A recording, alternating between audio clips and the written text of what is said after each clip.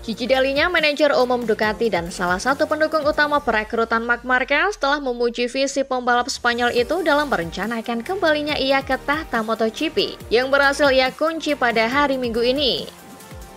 Keraguan apapun seputar pilihan Ducati atas Marquez ketimbang Jorge Martin sebagai rekan setim Francesco Bagnaia lenyap di seri pembuka musim di Thailand. Di sana, menurut Bagnaia sendiri, pembalap Spanyol itu seolah bermain-main dengan sisa pembalap di lintasan dalam perjalanannya meraih yang pertama dari 10 kemenangan ganda yang telah ia capai sejauh ini. Keputusan untuk bertaruh pada Marquez datang setelah diskusi antara para petinggi Ducati. Kecepatan menjadi salah satu parameter terpenting. Dan dalam hal itu, data dari musim 2023, Marquez di atas motor berusia setahun jelas menguntungkannya. Pada hari Minggu ini, ia menyelesaikan misinya dengan dominan. Beberapa jam setelah Marquez menangis saat melintasi sektor terakhir di Motegi, sadar bahwa ia baru saja mengunci gelar juara dunia ke-9-nya. Dalinya menyoroti kualitas di luar kecepatan, yakni insting pembalap Spanyol itu. Ia mengaku bahkan tidak memiliki kata sifat untuk menggambarkan Marc. Menurutnya, apa yang telah dilakukan Marc adalah sesuatu yang luar biasa. Kejelasan visi yang ia miliki dalam memetakan jalannya untuk kembali menjadi juara dunia disebutnya luar biasa. Ia pantas mendapatkan pujian yang lebih besar untuk hal itu daripada untuk kecepatan atau gaya balapnya.